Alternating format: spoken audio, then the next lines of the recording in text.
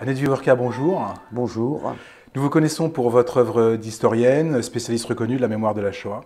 Vous avez sur le sujet publié des livres importants comme Déportation et génocide, L'ère du témoin ou encore Auschwitz, 60 ans après. Le livre que vous publiez aujourd'hui, Mes années chinoises, revient sur votre engagement politique de jeunesse, le maoïsme, dont vous aviez déjà parlé notamment dans le premier livre que vous avez publié en 1979, L'écureuil de Chine, ou encore dans certains passages de L'heure d'exactitude en 2011, où moi, personnellement, j'ai découvert à ce moment-là que vous étiez passé par la Chine. Alors, vous appartenez à cette génération née après la guerre, qui naît dans une famille juive d'origine polonaise, pour laquelle l'engagement politique a été un passage presque obligé. C'est la génération de mes parents. Je voudrais, si vous le voulez bien, commencer par là. Vous avez été lycéenne, ou vous êtes lycéenne, à Hermont, aujourd'hui c'est le Val d'Oise, et vous faites connaissance avec le militantisme d'extrême gauche. Militantisme dans lequel vous nous racontez que vous vous jetez. Vous vous jetez d'autant plus que vous êtes étudiante en licence de lettres à la Sorbonne. Vous en décrivez quelques moments dans votre livre. Et ma question est la suivante. Qu'est-ce qui fait, selon vous, qu'au milieu des années 1960, une jeune fille comme vous ressent le besoin de s'engager, de militer, et surtout de militer à l'extrême gauche? Vous l'avez dit très justement, c'est une génération. J'ai 20 ans en 1968, je suis né dans l'ombre portée de la guerre et je suis né dans une famille, je dirais qu'elle a deux caractéristiques. La première, c'est d'avoir été extrêmement, disons, décimée par la Shoah. De la famille paternelle, il ne reste que mon père et un oncle, une tante aussi, mais qui mourra très rapidement d'un cancer. La famille de ma mère a mieux survécu. Donc ce sont des familles où il n'y a pratiquement pas de grands-parents et on sait très bien qu'on est adossé quasiment à rien. C'est-à-dire qu'on est adossé à un monde dont on connaît pratiquement rien et qui a été englouti. La deuxième caractéristique, c'est que dans ma famille, il y avait quand même aussi un grand intérêt pour la politique. Et j'ai le vague souvenir de mon père. Mon père était proche du PSU, la guerre d'Algérie, la grande manifestation de Charonne. Donc ce positionnement politique à gauche était un positionnement politique de ma famille. Et je pense qu'on n'a pas voulu de... Comment dire? Je pense deux choses aussi. La première, c'est que ce monde de l'immédiate après-guerre, qui était un monde triste, on tape beaucoup sur 68, mais il faut quand même se rappeler qu'avant 68, on ne rigolait pas tous les jours. C'était un monde très bridé, très moral dans les lycées. Donc ce monde... En gros, il ne nous plaisait pas et je crois qu'on ne trouvait pas de sens. Et je pense que ce n'est pas un hasard si dans tous ces mouvements d'extrême gauche, les divers composantes trotskistes, les diverses composantes se réclamant plus ou moins du maoïsme, les juifs ashkénazes qui avaient une histoire familiale ressemblant à la mienne étaient particulièrement nombreux. Oui, c'est ce qu'on disait du bureau politique de la LCR. Pourquoi voilà. On ne parle pas parce que yiddish? Ben Saïd, parce qu'il y a Ben Saïd. Et c'est Farad. Voilà.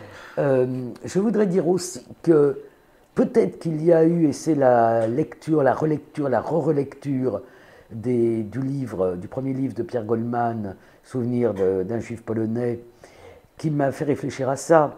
Peut-être aussi que, même s'il y avait la guerre d'Algérie, même si ce n'était pas encore la fin de l'histoire, comme on l'a proclamé à la chute du communisme, il y avait quand même un désir d'histoire. La grande histoire, celle qu'avaient vécu nos parents, que nos parents étaient de grands résistants comme ceux de Pierre Goldman, ou tout simplement qu'ils aient réussi à survivre à la Shoah, on avait envie d'être dans l'histoire. Et après la rédaction de ce livre, je me suis dit que finalement, après avoir voulu être dans l'histoire, de rejoindre l'histoire, peut-être que je me suis mis à faire de l'histoire, ce qui était une autre forme de succédané. Oui, je crois que tout ça est effectivement très lié, vous avez raison. Alors, j'aurais une petite question. Vous avez parlé des trotskistes, mais vous étiez maoïste. Alors, pourquoi précisément le maoïsme? Alors, ce que j'écris dans ce livre, là, dans mes années chinoises, c'est que l'engagement, ce sont disons, des données personnelles, des données familiales qui fait que vous vous engagez. Ensuite, il y a la contingence. La contingence, c'est les rencontres. Peut-être, je me suis souvent dit que si nous n'avions pas déménagé à Hermont, qui était à l'époque, bon, vous avez dit dans le Val d'Oise, mais qui était une ville où il n'y avait quasiment pas de juifs. Donc je m'étais dit que si j'étais resté à Paris, peut-être que je serais allé au kibbutz, peut-être que j'aurais rencontré des trotskistes, mais il se fait que, surtout par l'intermédiaire d'une amie d'enfance, ça a été avec les maoïstes, d'abord ceux qui s'occupaient de la lutte contre la guerre du Vietnam. On n'insistera jamais assez sur le rôle qu'a eu la lutte contre l'intervention américaine au Vietnam dans tous les mouvements de 68 dans le monde entier, aussi bien sur les campus américains, en Allemagne, enfin partout. Je me suis retrouvé dans cette mouvance-là. Effectivement, le rôle des comités Vietnam de base, hein, vous Voilà, en parlez un voilà. petit peu, effectivement, a été très important dans le mouvement, des mouvements d'extrême gauche à Oui. l'époque. Hein. Et je voudrais quand même rappeler, enfin, mentionner le mot d'ordre, c'était FLN vaincra. Oui.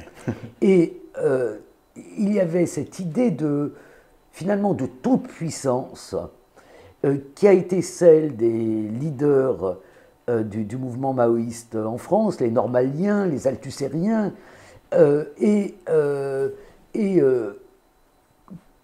je pense qu'il a entraîné un certain nombre de jeunes gens relativement incultes, c'était mon cas, hein, j'étais inculte en politique, dans cette idée qu'on pouvait effectivement changer le monde. Alors, vous venez de parler des normaliens, des althussériens, alors on pense à Robert Linhart, on pense à Béni Lévy, mais ce n'était pas votre mouvance.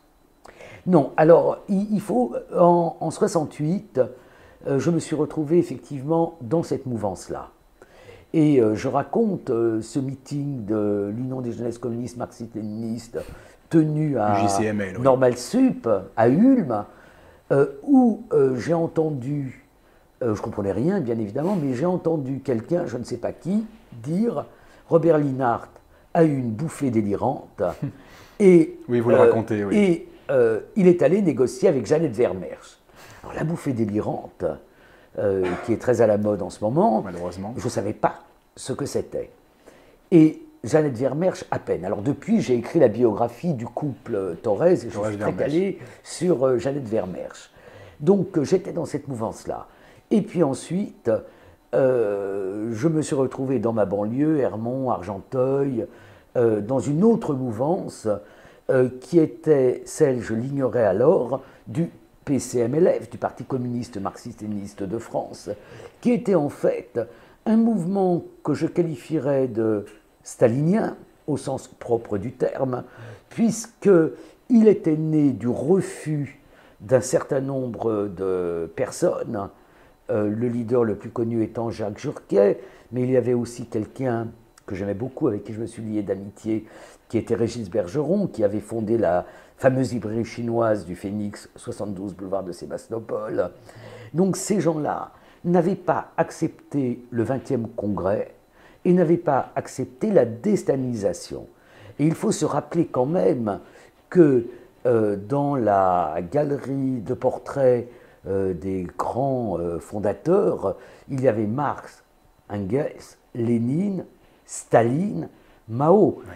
Et que les œuvres de Staline, on pouvait se les procurer à la librairie Le Phénix, republiées aux éditions de Pékin en langues étrangères. Donc c'est dans cette mouvance que je me suis retrouvé, jamais dans le cœur, mais dans cette organisation de masse, oui. Comme Lénine les avait définis dans son Que faire, qui étaient les amitiés franco-chinoises.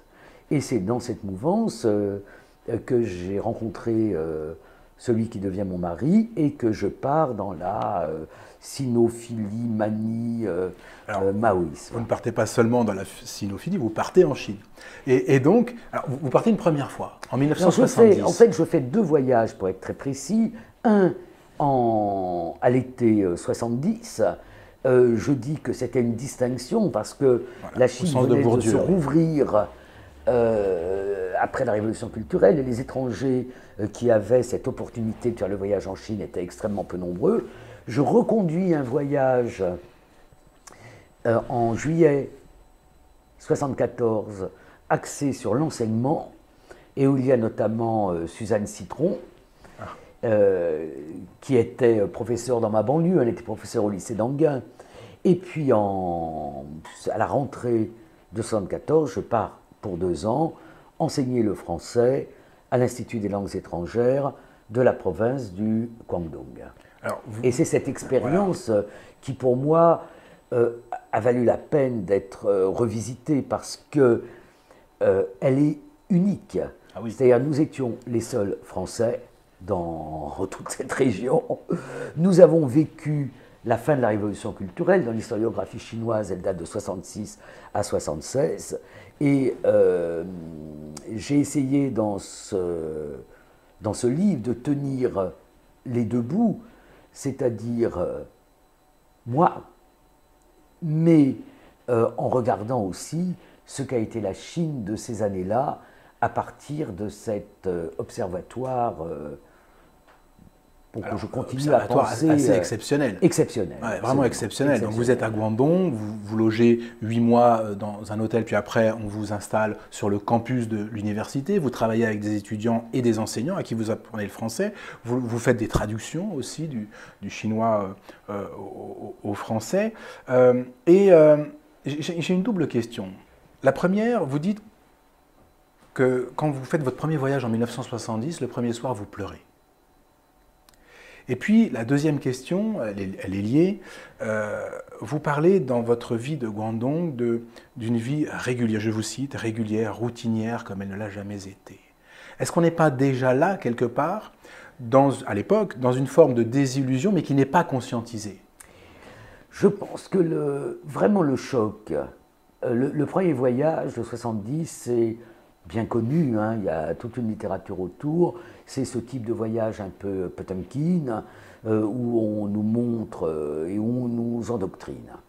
Bon.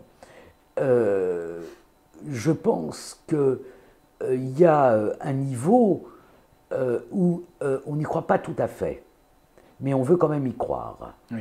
Et puis il y a, moi j'étais très peu sorti de France, hein, il y a quand même aussi le fait que la Chine à l'époque était vraiment un pays du tiers-monde. Donc c'est la confrontation quand même avec une très très grande misère. Et malgré le côté Potemkin, cette misère on la voit. Alors moi j'ai essayé de ne pas tomber dans l'écueil de beaucoup des retours de Chine, d'essentialiser les Chinois, de dire ils ne sont pas comme nous.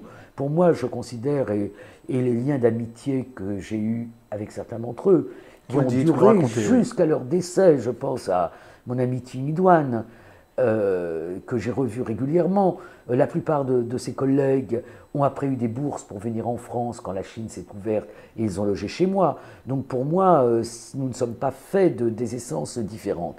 Mais ça n'empêche qu'il y a quand même des traits culturels différents et un régime politique différent qui fait que les étrangers sont sous surveillance. Alors, je vais laisser les lecteurs découvrir vos pérégrinations, parce que vous bougez quand même en Chine. Vous avez fait de la riziculture, enfin vous travaillez dans les rizières. Je travaille au champ, je creuse le canaux d'irrigation. Vous travaillez dans une usine aussi. Dans une filature de soie. Voilà, dans une filature de soie. Tout ça est vraiment passionnant et votre regard est extrêmement intéressant. Mais je voudrais, parce que le temps passe, je voudrais revenir sur votre retour. Vous revenez en 1976, donc l'année même de la mort de Mao, et vous décrivez votre retour. Vous l'abordez d'ailleurs dès le début de votre livre. Et ce qui ressort de votre récit, c'est la tristesse, l'angoisse, voire le désespoir qui semble vous envahir. Vous avez même pensé en finir. Hein.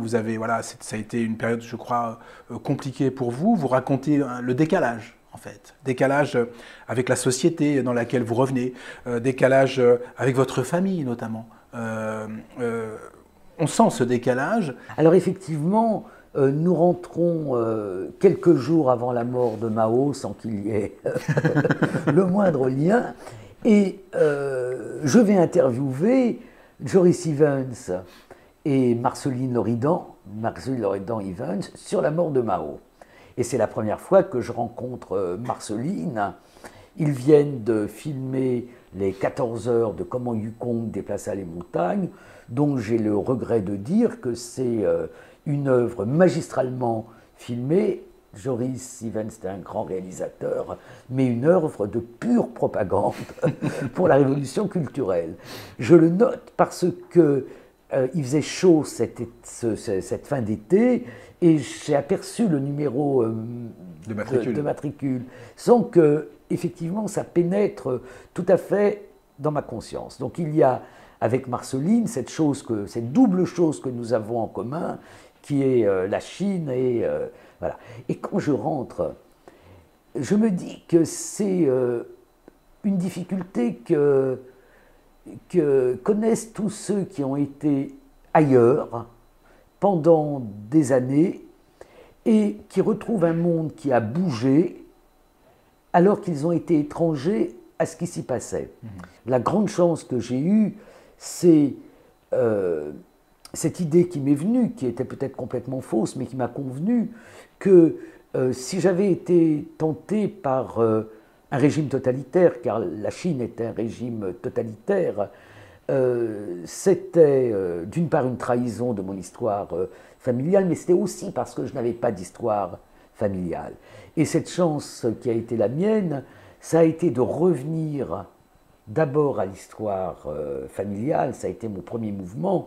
Je voulais écrire l'histoire de mon grand-père, Wolf Jewiorka, écrivain, journaliste yiddish, mort à Auschwitz. Et puis, en découvrant les livres du souvenir, donc j'ai fait un peu d'yiddish avec notamment Yitzhak Tiborski. Et en découvrant les livres du souvenir, j'ai eu une sorte de choc.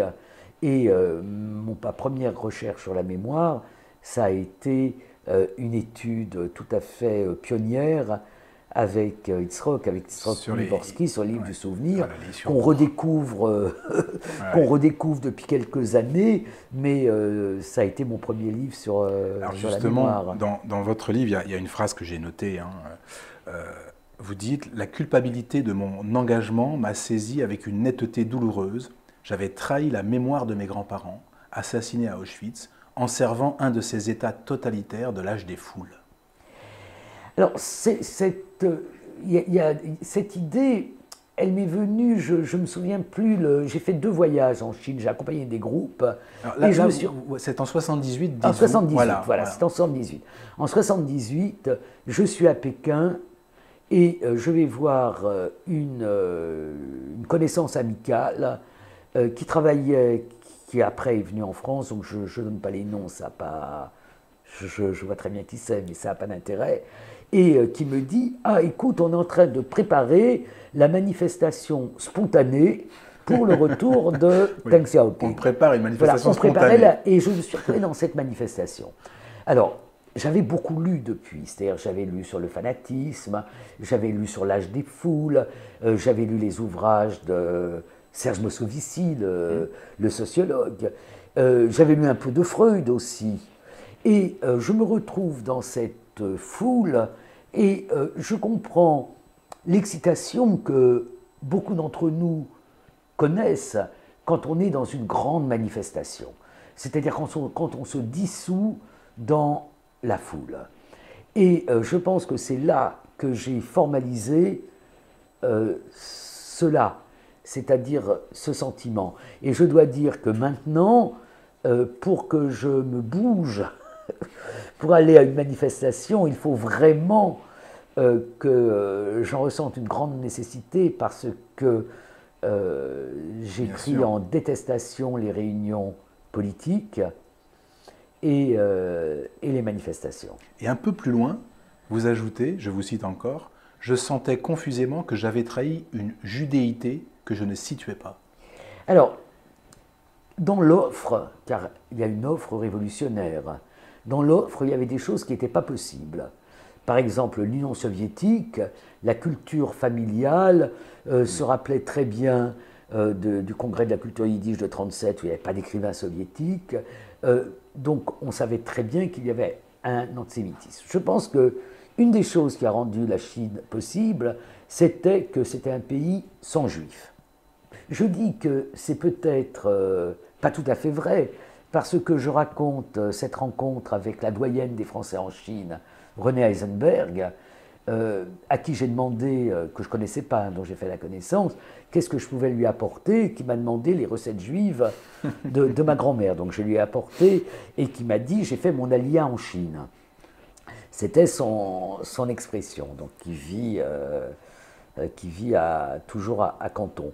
Et je donne quand même quelques petits portraits très légers de tous ces révolutionnaires, oui. et notamment celle qui a ma préférence, qui est Carla Bloom, Une Magnolia incroyable. Blanche, qui suit une vague d'histoire d'amour qu'elle a eue avec un Chinois à Moscou, et qui est une des poétesses juives de Tchernobyl. C'est comme ça que j'ai découvert son existence, et qui a fini ses jours à Canton. Donc on peut dire qu'il y a eu quand même un tropisme juif vers la Chine, vers la révolution chinoise, même s'il est très minoritaire parmi d'autres tropismes. Quand vous rentrez, vous découvrez, enfin, on vous a envoyé le livre de Pierre Goldman dont vous avez parlé, Souvenirs obscurs d'un juif polonais né en France. Vous lisez Goldman, vous suivez aussi l'histoire de Michel Recanati, vous en parlez, Michel Recanati, dont Romain Goupil raconte l'histoire dans Mourir à 30 ans. Et toute cette histoire vous bouleverse. Et ça vous renvoie à votre propre histoire à ce moment-là. Bien évidemment, ça me renvoie à ma propre histoire, et ça me renvoie à quelque chose qui n'a pas été beaucoup pris en considération. Ça a été pris en considération, on le trouve dans Génération de Hamon et Rothman, qui est le désespoir de ce militantisme. C'est-à-dire que quand on regarde ce que ça fait dans les histoires familiales, comment ça a bouleversé nos vies, et probablement par ricochet aussi celle de nos enfants, c'est quelque chose qui est vraiment poignant. Ça n'empêche que il y a une nostalgie de 68 par ceux qui sont nés après, comme nous avons eu la nostalgie de la guerre et de la résistance que nous n'avions pas connue.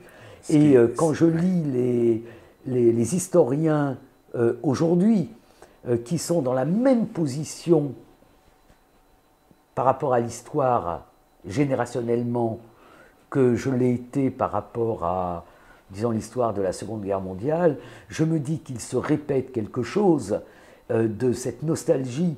Et j'ai pensé très fort au moment de la Nuit debout, où le rêve de certains exprimé tout à fait, c'était la convergence des luttes, c'est-à-dire de faire repartir un mouvement comme 68, qui a vu à la fois les grandes manifestations étudiantes et la dernière grande grève générale qu'a connue notre pays.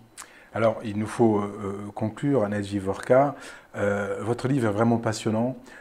Il fait beaucoup réfléchir aussi sur hier, sur aujourd'hui, sur l'engagement de cette génération dont les parents avaient vécu la guerre et qui, on le voit très bien dans le livre de Pierre Goldman, cette espèce de nostalgie d'un temps qui n'a pas été connu, qui n'a pas été vécu, dans lequel on aurait finalement aimé agir. Alors aujourd'hui, Annette Vivorka, si vous aviez 20 ans, est-ce que vous vous engageriez et dans quoi? C'est difficile de répondre parce que si j'avais 20 ans... Vous savez, c'est cette espèce de proverbe, si jeunesse savait, si vieillesse pouvait, il est très juste. Moi, je regarde la génération, peut-être pas ceux des 20 ans, mais ceux des trentenaires, qui sont la génération de ma fille. Et en gros, ils me plaisent bien quand même, parce que je pense qu'ils ont des valeurs, et que ils n'ont, avec la chute des grands récits, plus personne ne croit au lendemain qui chante, c'est fini. Plus personne ne croit, enfin sauf une infime minorité, au grand soir.